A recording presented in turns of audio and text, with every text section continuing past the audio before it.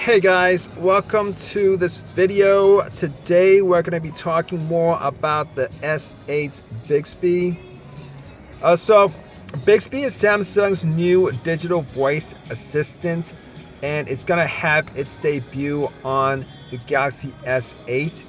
It's going to have its own dedicated button, which is probably the third button right next to the volume rocker, up and down rocker on the phone. So it's going to let you communicate with the artificial intelligence in a sort of walkie-talkie kind of way. But Samsung's plan for Bixby, which it views as a bright sidekick to control your phone, it doesn't really stop there, says In-Jong Ri, head of R&D for Samsung's mobile software and services operations. So he quotes, we start off with the phone and can quickly expand into other services.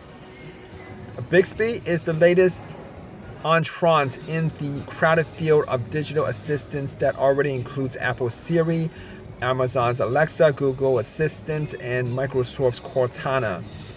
Every big tech heavyweight company is investing in these assistants because a lot of these companies think that AI is the future of how we'll interact with our phones and other gadgets. The hope is to build a relationship with you now and ultimately get you to buy more of their products. Samsung believes artificial intelligence is the next major wave of computing, and Bixby is the manifestation of that. Samsung's going about AI differently than its rivals. Instead of being able to answer questions like what's the weather today, Bixby will help you control your phone. You'll be able to do things like find a photo of a certain thing and send the image to somebody that you want to send it to, and it'll be able to do that for you. A lot of the AI competitors are more glorified extensions of search. Says Samsung's head of AI. He claims that Bixby will be a new interface combining touch and voice. He also predicts that anything you can control with touch on your phone can one day be controlled with voice. When the smartphone came out, touch interface became the norm. 10 years after the introduction of smartphones, another revolution is awaiting, and that revolution comes from machine learning and deep learning. So there are a lot of reasons to be skeptical about Bixby. This isn't Samsung's first venture into voice assistant tech. In 2012, they launched S-Voice with the Galaxy S3, and the technology was both unreliable and widely panned.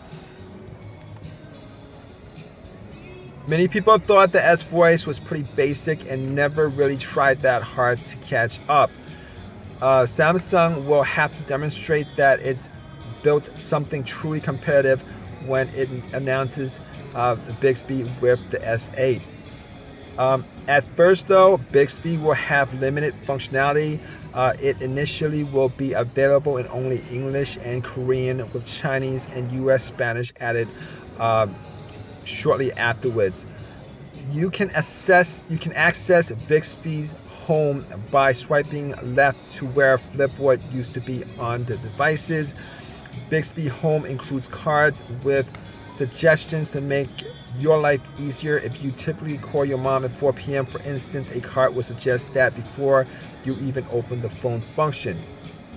At first, Bixby will work only with Samsung preloaded apps, including the photo gallery, the phone, contacts, messaging, and settings, but not email or calendar. It plans to eventually let third-party app developers take advantage of Bixby.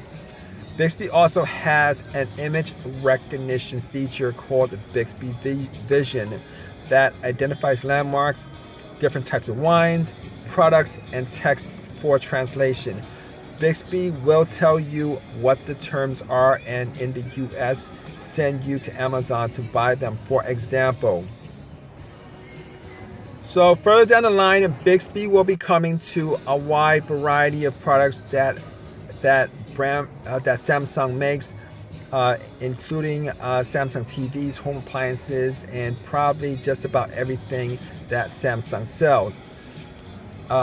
They envision that anywhere that has an internet connection and microphone, Bixby can be used in that regard. So let's take a look at how Bixby came to be. About 18 months ago, Samsung set out to make what it eventually named Bixby, which doesn't stand for anything, but was chosen because apparently it was a popular word or name with millennials.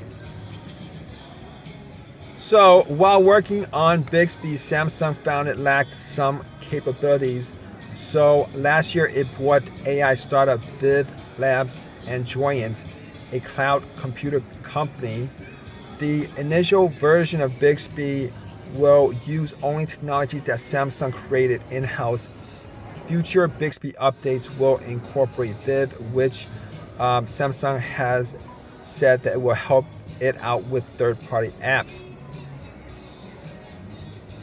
So going back to that button that will call on Bixby to do your bidding, Samsung decided not to incorporate Bixby into the home button as Apple has done with Siri. That's because they thought the home button is an overloaded place, and having it in the home button is easier to make mistakes. They also think that it's more natural to talk to the assistant when you hold the phone up to your face, like as you do with a phone. On top of that, Bixby will have an audible wake word to call on the AI assistant if you're not pressing the button. So it's been well known that among people who use voice assistants, only 6% use them in public. Consumers are still not that comfortable talking to tech, but this is changing, especially in the home as devices such as Echo and Google Home roll out. The Galaxy S8 won't be the only device to have a physical button you press to conjure up the its AI feature. So Samsung thinks that the button is important to Bixby in that everything wakes up and speaks to you. Everything will wake up and speak to you when you have numerous smart devices. So having that button simplifies things for everybody.